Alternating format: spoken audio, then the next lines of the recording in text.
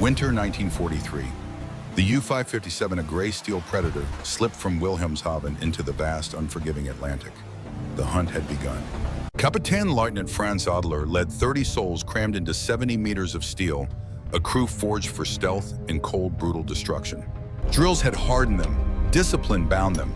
They were ready for the thunder of depth charges and the relentless chase of destroyers. They expected fire and blood, the raw, deafening clash of naval warfare in waters stained with oil and human life.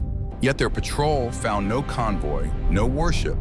They found something for which no training manual existed, something ancient.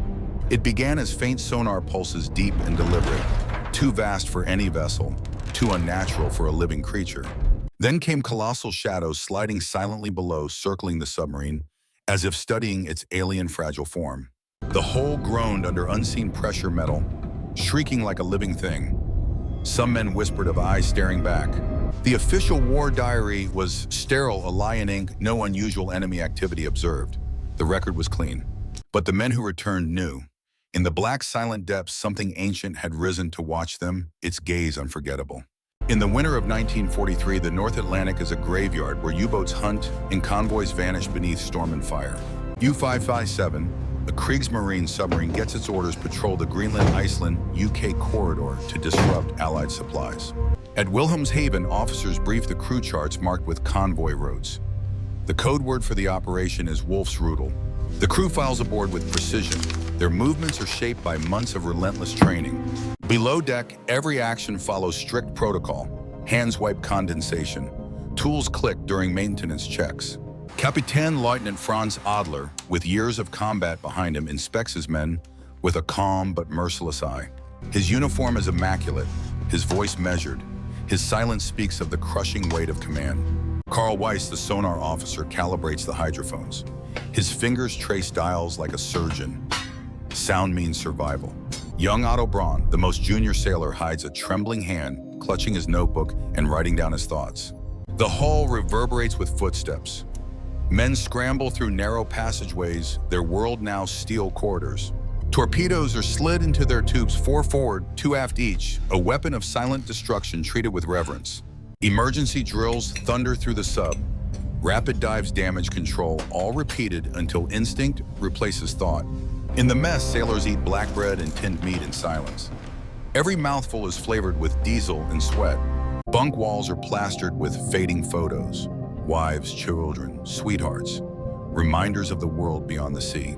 Cigarette smoke drifts in the stale air, a small rebellion. Adler orders the pipe extinguished. At roll call, Adler's words are clipped in cold. This mission determines the Reich's future. Germany rests on your shoulders. The men nod, not daring to speak. The rhythm of obedience beats stronger than their private fears. On the surface, icy waves hammer the conning tower. Lookouts endure with frostbitten hands. Each watchman scans the horizon, terrified of what he might miss. An aircraft, a destroyer, or worse, nothing. Below, the air is thick, hot, and claustrophobic. 30 men share 70 meters of steel and silence. Hammocks are strung wherever space allows. Sailors sleep shoulder to shoulder, lulled by groaning metal. Diesel roars when surfaced. Submerged electric motors hum. The silence is so complete, men can hear their heartbeats. Every hour is consumed by ritual oiling gears, plotting positions, rationing hard biscuits. Quarrels spark easily, but Adler's presence cuts through them. Discipline is not negotiable. Yet in quiet moments, camaraderie surfaces. Sailors whisper jokes or hum fragments of songs from home. Weiss lectures the young men. Do not trust your fear. Trust only the instruments. Fear drowns faster. Otto, eager but uneasy, writes Weiss's words into his notebook, as if capturing scripture for survival. The official log records U-557 departed port. Morale steady, equipment functional. But in whispered conversations, rumors pass, ships lost, strange signals heard at night. Some mutter about the sea, claiming her old tales of mariners swallowed by monsters of the deep. Adler snaps at such talk, his voice steel. We fight men, not phantoms. Superstition has no place here. His words hang heavy, silencing the mess hall. Unease flickers in the younger faces. Eyes meet in shadowed corners.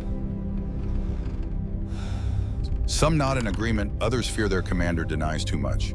As the sun sinks, the submarine dives beneath the black waters, swallowed by the vast, indifferent Atlantic. The crew settles into patrol, unaware that something more than the enemy awaits them in the deep. Several days into patrol, U-57 moves silently beneath gray waters, the crew warned by endless watch shifts and monotony.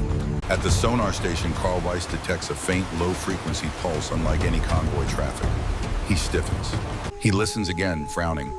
Bearing unknown, too slow to be a ship, too deep to be natural, he reports. The official war diary entry is terse, unidentified, underwater sound, 2-minute source not established. Yet the men exchange wary glances. Their discipline is frayed by curiosity and a growing unspoken fear. In his notebook, young Otto Braun records, "The sea whispers something tonight. I do not know its meaning." Later, a sudden vibration shakes the hull from bow to stern, as if brushing against an enormous, unseen mass. Cups clatter, charts slip, and men instinctively reach for handholds as the submarine shudders beneath the waves.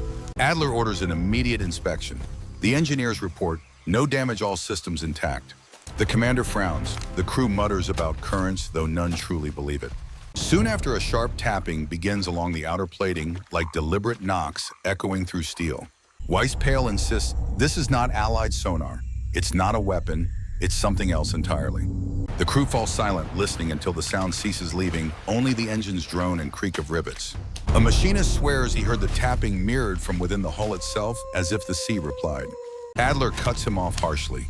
You will report only what you can prove, nothing more. Otto scribbles, regardless, his hand shaking. The ocean knocks to be heard. It is a terrible sound. The next morning, frost clings strangely to pipes in the aft compartment, though gauges register no temperature change. Sailors huddle in blankets, their breath visible. They wonder how the warmth could vanish so abruptly. Engineering checks confirm ventilation, normal heating functional. There is no rational explanation for the cold. Yet the chill lingers, and so does the unease gnawing at a discipline that drills cannot erase. During a night watch on the surface, a lookout freezes. His binoculars are on a vast, shapeless shadow sliding beneath the waves. He hesitates, stammering a report that Adler dismisses as fatigue. The commander notes it in his journal. That night, Otto dreams of a colossal eye staring through steel. He wakes with a cry drenched in sweat. Whispered confessions reveal others share nightmares. Visions of water pressing inward, of drowning in silence. Weiss spends hours with headphones pressed to his ears, listening to a steady, rhythmic vibration echoing through the abyss. The sound is low, resonant, pulsing, like the heartbeat of something alive in the deep. He finally speaks his voice tight. It moves, not with the tide or currents, it chooses its path. The crew grows restless, snapping at each other. Nerves wear thin under the strain of confinement and fear. Adler orders emergency drills, rapid dives, silent running to restore order. The tension does not ease. Beneath his strict commands, the men still whisper, "We are being followed." Superstitions take root. Someone mutters of sea monsters, another of the ocean reclaiming its own. A sailor scratches a chalk cross onto the bulkhead for protection. Adler has it scrubbed away with fury. Even so, dread saturates the air. Laughter dies quickly and silence weighs heavier with each hour. Weiss's daily entry chills the crew when read aloud. We are not alone beneath these waters. The U-557 is now hunted by a phantom, a presence in the deep for which no training prepared them. Days into the patrol, the atmosphere aboard U-557 grows taut. The submarine has ceased to be the hunter and has become the hunted. Sonar officer Carl Weiss detects a constant signal trailing them, persistent, refusing to fade like ordinary ocean noise. Adler orders the log to note clinically, unidentified contact remains unresolved, no enemy units confirmed. The crew exchanges heavy glances. Fear grows in their eyes that discipline alone cannot conceal. In his leather notebook, Otto Braun scrawls frantically, "It waits below us, it listens, it does not leave." During surface watch, strange luminescence flickers far beneath the black waves glowing in pale blue arcs. Lookouts whisper they see colossal shapes moving beneath the glow, shifting like leviathans in the sea. Adler dismisses the sightings, curtly labeling them bioluminescent plankton to calm the men. But the glow follows the submarine's path, mirroring her movements with uncanny precision. Inside, the steel hull pipes rattle violently without warning, as if struck from outside by something massive. The machinist swears in terror that he hears claws scratching against the plating, scraping along the steel skin. Adler roars for silence, insisting on order, but the rumor spreads quickly through every cramped compartment. Lights flicker and die, plunging men into darkness before sputtering weakly back to life. In the brief blackout, one sailor screams, claiming he saw seawater drip from rivets, though no breach exists. The air grows dank and heavy, infused with a metallic tang of rust and blood. Engineers insist ventilation is clean. Weiss removes his headphones, at last his face paler, reporting simply, "It is closer now, it is circling us." The vibration deepens into a rhythm pounding through bulkheads, like the slow beat of a colossal heart. Otto writes with a trembling hand, "The sea itself is alive, and we are trapped inside its body."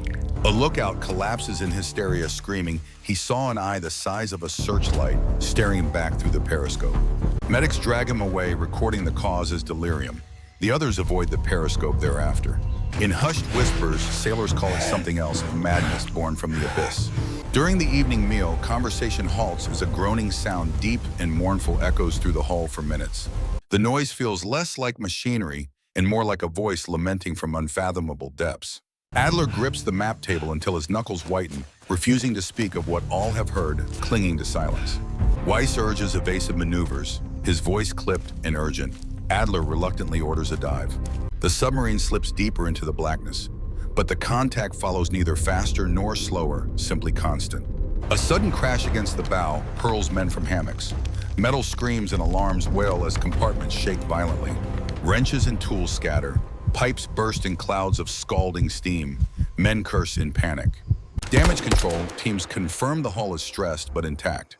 The blow was too precise to be a natural collision. A petty officer mutters in dread, "That was no rock. Something tested our armor." Sonar confirms his fear. The contact circles, deliberately tracing their path like a predator. Routine falters. Drills that once flowed with precision now stumble, hands, unsteady voices cracking. Otto clutches his notebook to his chest like a charm, his young face drained of blood, eyes wide with terror. In the control room, Adler stands rigid as iron, issuing orders in clipped tones that cannot mask the strain in his voice. Another shock slams into the stern, rolling the vessel sideways as if something immense brushed it aside. Men fall across the deck as a slow, deliberate scraping begins along the hull, lasting unbearably long seconds. Some whisper they feel the submarine shift, as if tugged by unseen currents that do not exist. Weiss mutters, "It is toying with them as a predator toys with its prey." The tension snaps when two sailors erupt into a fistfight in the mess nerves frayed beyond repair. Adler breaks it with icy fury, shouting, "This is war, not chaos. Hold discipline or die without honor." The men scatter back to their stations, but the words do not erase the gnawing dread in their faces. Without warning, the entire submarine lurches upward, struck from beneath by unimaginable force. A heavier silence follows than any explosion, as though the sea itself holds its breath around them. When sonar steadies, Weiss whispers the final truth. The contact is not gone. It is beneath us, still waiting.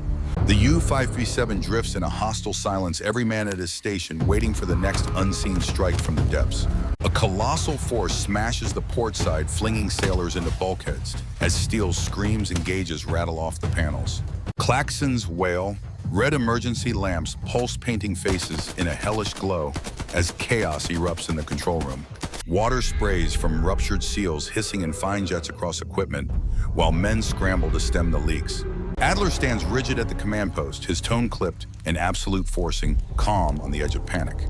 Weiss shouts over the alarms, "Contact circling again." Its movement is deliberate, controlled, and intelligent. Another bone-jarring impact hammers the stern. Floor plates buckle as the sub shudders like prey in a predator's jaws. In the torpedo room, sailors brace against racks of explosives. The hull groans as if it might split under pressure. Then comes the scraping, long, drawn-out metallic shrieks, as if massive claws rake across the submarina's armor. Otto, huddled in a corner, writes feverishly, "It touches us to remind us how fragile steel truly is." The torpedo man drops to his knees, whispering prayers through clenched teeth, his face streaked with grime and despair. A terrible quiet descends, more dreadful than the violence. Men freeze, listening, afraid even to breathe. The silence is broken only by sonar's low, steady thrum, a rhythm deeper than machinery pulsing like a living thing. Lights flicker, plunging them into darkness, then sputtering weakly back shadows stretching like claws across bulkheads. A lookout screams, swearing he saw a vast, unblinking eye through the observation port before collapsing on the deck. Another sailor insists the boat tilted, as if cradled gently by unseen hands, lifted and released at will. Fear grips every compartment. Men clutch rails and pipes, unsure whether gravity itself will betray them. A thunderous crack reverberates aft, an external tank ruptures. Seawater floods in icy torrents. Engineers fight the incoming tide pumps, whining, while the water rises to their knees in the freezing darkness. In the chaos, a young sailor is swept into the flood. The watertight door slams shut behind him, sealing his fate. His scream lingers for a heartbeat, then is swallowed by the roar of water and the silence beyond. Adler dictates the casualty to the log KIA cause, undetermined, his words steady, though his hand trembles. The men lower their eyes, horror settling in as they realize the sea itself now takes their brothers. The submarine suddenly lurches, driven upward by an unseen thrust. Depth gauges spin madly as systems overload. Compasses whirl, navigation charts scatter. The crew cling to pipes to keep from being hurled across the compartments. The hull wails under the strain rivets, popping like gunfire. Groans echo like the death cries of the vessel itself. Otto, bloodied from a head wound, clutches his notebook as though it alone will preserve him from the abyss. Through the periscope, Weiss glimpses a colossal flank sliding past scaled vast, more like landscape than flesh.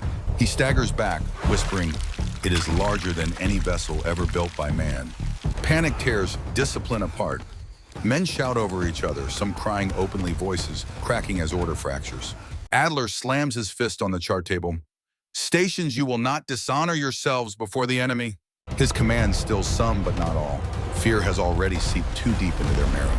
Another boom rolls up from below, resonant and deafening like thunder rising from the ocean floor itself. Several sailors collapse hands over ears, convinced the sound is a voice bellowing in a language too vast to comprehend. The submarine lists under pressure. Water drips steadily from seams, bolts rattle loose. Adler orders an emergency blow, his command sharp. Compressed air vents roar as the boat claws for the surface. The ascent is violent. Men are thrown backwards as gauges climb engines, groaning under the desperate push. For a brief moment, the U-557 breaks the waves, her conning tower bathed in moonlight, sea spray exploding into the night. A lookout glances at the black water below his face, draining of color. He whispers, "It's still here." In the log, the last line is chillingly restrained. Unknown underwater presence, unclassified, hostile, uncontained. The morning after the assault, U-557 floats uneasily on the surface, her scarred hull groaning as if the steel remembers the blows. The ocean is calm, but the silence on board is absolute. Every man moves like a ghost through the narrow compartments. Adler inspects the vessel methodically, noting bent pipes, warped floor plates, and salt water seeping from cracked seams. The men follow orders mechanically, their movements stiff, as if their souls remain trapped in the black water below. The name of the lost sailor is entered in the log with ruthless brevity. KIA caused undetermined, a life reduced to 3 words. This cold official line hides the truth none dare to speak, that the ocean itself swallowed him whole. In the mess, rations of hard bread and thin soup are consumed in silence. The clatter of spoons echoes louder than words. Otto Braun sits apart from the others, his notebook open, scribbling frantically, as if afraid his memory might betray him. Carl Weiss remains tethered to the sonar station headphones, pressed tight, listening for echoes that never return. Some sailors whisper that faint vibrations still travel through the hull, though the instruments report only silence. A photograph of a wife and child is pinned to a bunk wall. Its owner stares at it for hours without blinking. Another man fingers rosary beads until his knuckles bleed, whispering prayers in the suffocating dark. The submarine resumes its patrol route, but the rhythm of drills and log entries feels hollow, stripped of meaning. At night, men thrash in their hammocks, waking in a cold sweat, gasping, as though drowning in invisible water. Otto writes, by dim red light, the eye still watches. Even in sleep, it will not close. Adler maintains composure, but when surfaced, he lingers too long on the horizon, his gaze hard and vacant. He declares, no further mention of the incident, discipline must prevail, though his voice cracks at the edges. The sailors obey, but whispers crawl through the darkness, tales of a beast of vengeance, older than war. Weiss approaches Adler, quietly reporting faint sonar pulses, but the commander orders them ignored and left unrecorded. We log only what we can fight, Adler mutters, though his eyes flicker with a doubt he cannot conceal. The official war diary continues in a sterile tone, patrol ongoing, morale steady, equipment functional. But beneath the ink lies the truth. Men broken routine, shattered the submarine carrying not only weapons, but ghosts. One sailor abandons his watch found trembling, whispering that its scratch is still just beyond the steel. Adler refrains from punishment, knowing the line between order and collapse has grown perilously thin.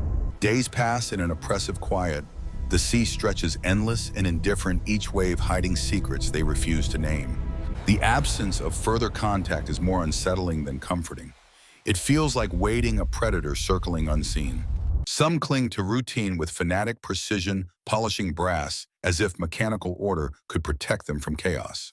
Others withdraw entirely, sitting in silence, their eyes glassy, spirits fractured by what they have glimpsed. Otto writes a final entry: "We survived, but we are not whole. The sea owns us now. It will call us back." In the archives, the patrol is filed away, remembered only as "no unusual enemy activity recorded." Weeks later, U-557 limps into Wilhelmshaven, her arrival unannounced, her hull scarred with damage no enemy weapon could explain. Families wait on the pier, but the men disembark in silence, their faces drawn as if they had aged years at sea. The official report, delivered to headquarters, is cold, concise, and devoid of anything that might raise suspicion. Adler's final log entry reads, "Patrol complete. No unusual enemy activity observed. One casualty, cause indeterminate." In the margins, a clerk's note appears, then is struck through crew morale severely impacted, possible encounter. The report is stamped Geheim classified and locked away in archives where few eyes will ever see it. Yet whispers circulate in officer mess halls, rumors of the U-boat that returned from the grave. Sailors from other boats approach Braun in hushed tones, asking what really happened. He never answers, clutching his notebook. Weiss transfers shortly after citing health, but his resignation letter contains only the words, "It listens still." Braun's journal vanishes from his quarters, never entered into evidence. Its contents lost to history or suppressed. In a naval laboratory, Dr. Helena Vogt studies anomalous sonar readings from U-557, her expression unreadable. Her name appears in connection with Project Stargate Echo, a program whose existence is denied even to senior officers. Cross-referenced files reveal other incidents, Allied destroyers reporting massive shadows, merchant crews vanishing without a trace. A British convoy log notes unknown submerged object paced convoy for 48 hours classified as unexplained contact. American records contain reports of deep-sea anomalies off Iceland filed under natural phenomena, unverified. Maps in the archives show clusters of such events marked in red ink, an invisible war fought beneath the waves. Patterns emerge, encounters coincide with heavy naval traffic, as if the presence is drawn to conflict. Survivors describe the same vision, an eye vast and unblinking, staring into them through steel, indifferent yet aware. The Kriegsmarine censors dismiss these accounts, branding them psychological stress reactions under duress. Still, internal memos circulate warning captains to avoid prolonged patrol in sectors marked anomaly. These memos are later redacted black bars, erasing entire paragraphs from the historical record. The sea itself becomes suspect. Sailors cross themselves before boarding, muttering the ocean is not theirs to command. Otto Braun disappears from official rosters after the war, his fate unrecorded. Whispers claim he kept writing of the eye. Some allege his journal surfaced decades later, its pages filled with sketches of impossible creatures. Naval sonar archives, declassified years later, contain unexplained recordings, deep pulses, rhythmical and alive. Analysts note the signals are consistent with those from U-557, then the files abruptly end. Photographs surface of torn steel plates from lost submarines, warped as though by pressure from without, not within. Researchers debate whether these anomalies are unknown marine life or something far older watching from the abyss. The final surviving memo reads, "It cannot be fought. It cannot be named. Maintain silence." U-557's patrol passes into obscurity, remembered not in official records, but in the haunted eyes of men who felt the sea turn against them.